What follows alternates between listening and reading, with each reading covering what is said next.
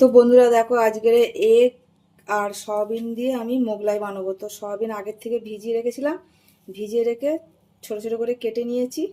তো চলো আগে সয়াবিনটাকে আমি একটু ফ্রাই করব। তো এখানে কড়াই বসিয়েছি, তেলও দিয়ে দিয়েছি আর পেঁয়াজ কুচি দিয়ে দেবো।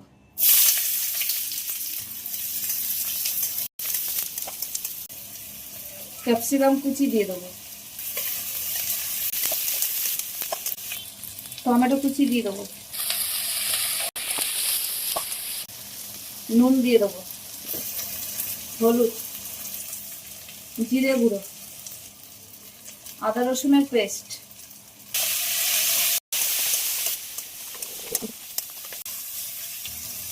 সয়াবিনগুলো দিয়ে দেবো,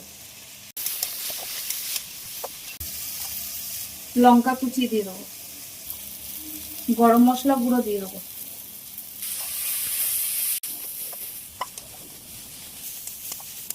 এবার ধনেপাতা কুচি দিয়ে দেবো। তো সয়াবিন খুব ভালোভাবে ফ্রাই হয়ে গেছে, আর এবার নামিয়ে নেব।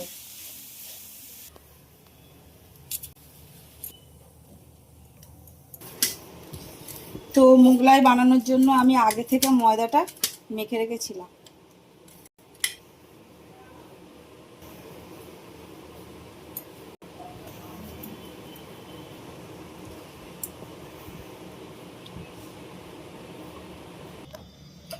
তো আমি মোগলাইটা এই মেজের মধ্যে বেলবো, আর মেজেটা খুব ভালো করে মুছে পরিষ্কার করে নিয়েছি। আর এবার তেল লাগিয়ে নিলাম।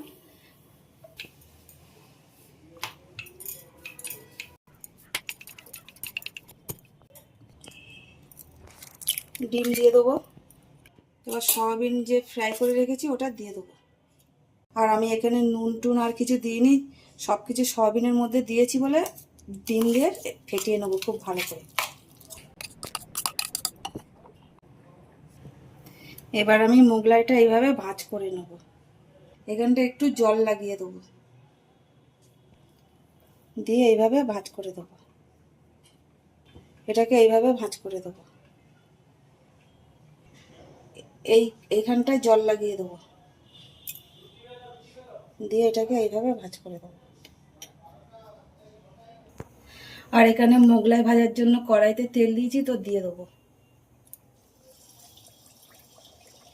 আর এই মোগলাইটা ভাজার জন্য গ্যাসটা কমিয়ে ভাজতে হবে, না হলে ভেতরেগুলো কাঁচা থাকবে। এই পিঠটা ভাজার জন্য উল্টে দেবো।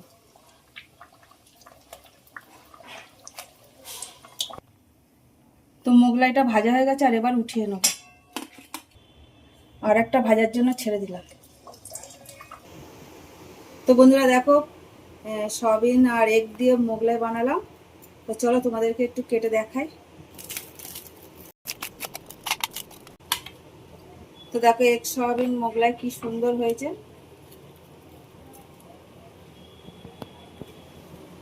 তো চলো আবার অন্য কোনো ভিডিও তোমাদের সাথে দেখা হবে। আর তোমরা সবাই ভালো থাকবে, সুস্থ থাকবে। টাটা।